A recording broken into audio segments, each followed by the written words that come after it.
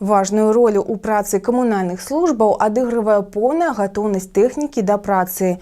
Бо ад спраўнасці машын залежыць, ці будуць своечасова вывозіць цвёрдыя бытавыя адходы з нашых дваровых тэрыторый, або праводзіць чыстку дарог і многае іншае.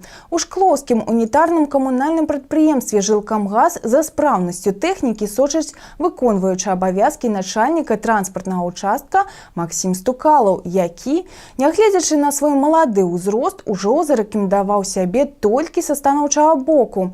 А не так даўно ён быў прызнаны пераможцам раённага спаборніцтва ў намінацыі «Лепшы па прафесіі».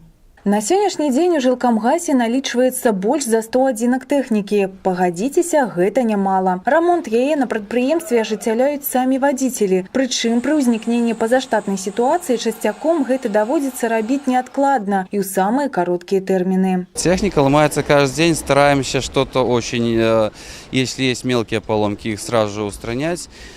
Конечно, спасибо большое водителям, те, которые что-то делают в дороге, скажем так, свободное время, никогда в обеденный перерыв, если есть какая-то минутка, что-то могут подкрутить, что-то зажать и делают. Это вот спасибо, что они помогают, скажем так, что не всегда за ними надо ходить и показывать пальцем. Такая цяга да тэхнікі ў героя нашага сюжэту была яшчэ з дзяцінства, а ўсё дзякуючы бацьку, які сам вучыў сына. Еще с детства, еще с отцом вместе сидели в гараже неоднократно, собирали свою машину личную, трактор у нас свой есть, делали. Ну и вот из-за этого все пошло стремление.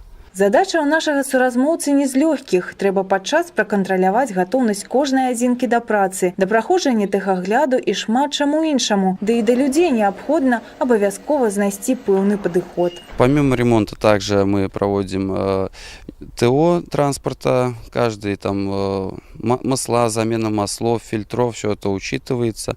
Также проводится подготовка к техосмотру, покраска машин. Также инструктажи проводим по технике безопасности, чтобы водители знали, с чем работают и как надо правильно работать, чтобы не было несчастных случаев у нас на производстве. Также надо находить общий язык же и с людьми, а это намного сложнее, чем делать, скажем, машины. У каждого человека свой характер и свои принципы, к которым надо никогда привыкнуть, иногда, скажем так, и поругать их, и иногда иные какие-то меры посерьезнее применить. Ну, общий язык находите вообще? Да, со всеми водителями есть общий язык, все хорошо относятся и понимают, что надо работать.